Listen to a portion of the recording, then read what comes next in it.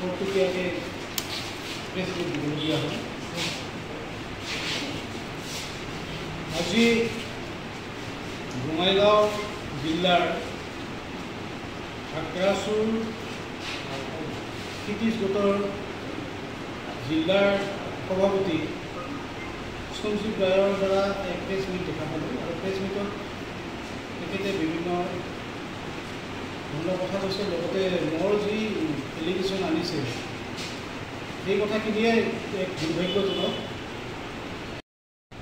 যিবিলাক কথা ওলাইছে এইবিলাক সম্পূৰ্ণ মই আগতেই কৈছিলোঁ, সম্পূৰ্ণ মনে সজা আৰু কাৰোবাৰ ব্যক্তি বিশেষে এটা মানে কাৰোবাৰ ব্যক্তি স্বাৰ্থ লাভৰ কাৰণে কিছুমান মোক অন্যায়ভাৱে কিছুমান কথা কৈছে। সেই কথাখিনি মই আগতেও কৈছিলোঁ আৰু মোৰ যি এটা এলিগেশ্যন, যিটো মোৰ এটা চহী, কাৰণ কমতাপুৰ অট'নমাছ কাউন্সিলত নকল চহী কৰাৰ এটা দালালি চক্ৰ ওলাইছে। ইতিমধ্যে আমাৰ প্ৰিন্সিপাল ছেক্ৰেটাৰী, আগতে প্ৰিন্সিপাল ছেক্ৰেটাৰী এটা নকল চহী কৰাক লৈ ইতিমধ্যে বিভিন্ন ধৰণৰ এটা দালালি চক্ৰ ধৰাও পৰিছে আৰু ইতিমধ্যে এই কথাখিনিয়ে বিভিন্ন সময়ত মোৰ কিছুমান কথা ওলাইছে যে মই এটা কোম্পানীৰ লগত মই চহীৰ দ্বাৰা মই কিছুমান ৱাদা দিছিলোঁ। সেই কথাখিনি মই আগতেই স্পষ্ট কৰিছোঁ, আগতেই স্পষ্ট কৰি দিছোঁ। সেইটো মোৰ ৱাদাৰ মই কোনো পধ্যে মই দিব নোৱাৰোঁ।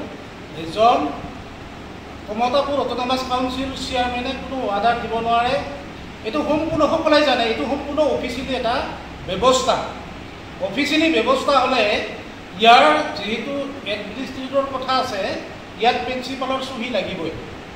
যেই কথাখিনি একেবাৰে ভুৱা মনে সজা কিছুমান বনোৱা এটা কথা, সেই কথাটোত এই বিষয়টোত মানে যেতিয়া প্ৰেছ মিটটো মই দেখা পালোঁ, মই যেতিয়া ছ'চিয়েল মিডিয়াত দেখা পালোঁ, ই এক হাঁচিৰ উঠাৰ কথা, মানে এটা মানে নজিৰবিহীন এইবিলাক মানে ঘটনা। আচলতে মই আগতেও কৈছিলোঁ যে এই লগত মই কোনো জড়িত নহয়, এইটো সম্পূৰ্ণ মনে সজা আৰু এইটো কোনোবা কাৰোবাৰ প্ৰৱঞ্চনাত এইবিলাক মানে কৰি আছে। আৰু মই এটা কথাই কৈছোঁ যে সেই এলিগেশ্যন এটা সত্য নহয় আৰু মোৰ যিটো স্বাক্ষৰ মানে কৰি যিটো এটা ৱাদাৰ দিছে সেই চহী মোৰ নহয়, মই সেই চহী কৰা নাই আৰু সেই চহী কোনোবা আমাৰ দুষ্ট চক্ৰই সেই চহী কৰিছে। আৰু যিটোত মানে এওঁলোকে এলিগেশ্যন যিটো আনিছে, এইটো তেওঁলোকক মই এটা আহ্বান জনাইছোঁ, তেওঁলোকে 7 দিনৰ ভিতৰত এইটো মোৰ চহী বুলি তেওঁলোকে প্ৰমাণ কৰক, অন্যথা মই যিটো মোৰ বিষয়ে তেওঁলোকে যিটো ব্যক্তিগতভাৱে মোক যিটো এলিগেশ্যন আনিছে, মই এই ক্ষেত্ৰত আইনগতভাৱে মই তেওঁলোকৰ এটা মানে মানহানি কেছ ময়ো তেওঁলোকক কৰিম। আৰু মই এটা কথাই কৈছোঁ, যদি মোৰ সেই চহী বুলি তেওঁলোকে প্ৰমাণ কৰিব পাৰে, তেওঁলোকে যি শাস্তি দিয়ে তেওঁ মানি ল'ম। আৰু যদি সেই চহী প্ৰমাণ কৰিব নোৱাৰে, তেওঁলোকে স্পষ্ট কৰক, তেওঁলোকে ইয়াৰ কি শাস্তিৰ সন্মুখীন হ'ব লাগিব, তেওঁলোকে সেই কথাখিনি স্পষ্ট কৰক। আৰু এটা কথাই কৈছোঁ যে মই 6 বছৰ আক্ৰাচুৰ সভাপতি হিচাপে আছিলোঁ। সংগঠনৰ এটা মান মৰ্যাদা আৰু এটা আইডিঅ'লজি থাকে, আদৰ্শ দিশ আৰু সাংবিধানিক এটা ৰুট থাকে।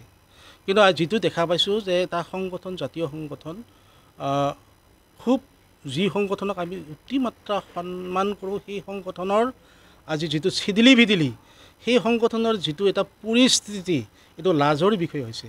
চিৰাঙত এটা মন্তব্য, ওদালগুৰিত এটা মন্তব্য, বঙাইগাঁৱত এটা মন্তব্য, এইটো আচলতে কেনেকুৱা এটা মানে সাংবিধানিক ৰূপ পাইছে।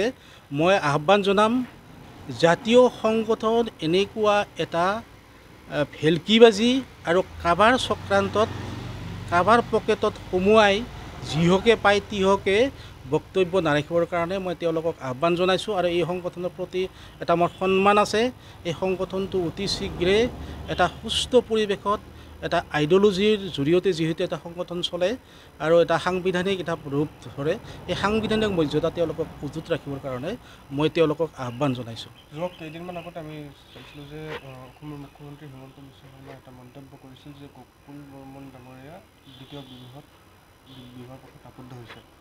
আপুনি যিহেতু কমতাপুৰ অট'নমাছ কাউন্সিলৰ চেয়াৰমেন, কি ক'ব এই বিষয়ে? নিশ্চয় তেওঁ সেইকাৰণে মই কৈছোঁ যে আচলতে আমি চাওঁ যে তেওঁক মুখ্যমন্ত্ৰী সন্মানীয় মুখ্যমন্ত্ৰী দেৱেই এই বিষয়টোত কৈছে যে আইনগতভাৱে ভাৰতীয় এটা মানে দ্বিতীয় বিবাহৰ যিটো আইনগতভাৱে সেই তেওঁৰ যিটো বিবাহ সেইটো বৈধ নহয় বুলি মানে সন্মানীয় মুখ্যমন্ত্ৰী কৈছে। মুখ্যমন্ত্ৰী কোৱাৰ পিছত তেখেতে মানে পদত্যাগ কৰিব কৈছে। তাৰ পাছত আৰু সেইটো আৰু আমি ক'বলগীয়া কথা নহয়, স্বয়ং মুখ্যমন্ত্ৰীয়ে কৈছে। আৰু এই ক্ষেত্ৰত তেওঁ পদত্যাগ কৰে না কি কৰে সেইটো তেওঁৰ বিষয়, কিন্তু মুখ্যমন্ত্ৰী কোৱাৰ পিছত আৰু আমি ক'ব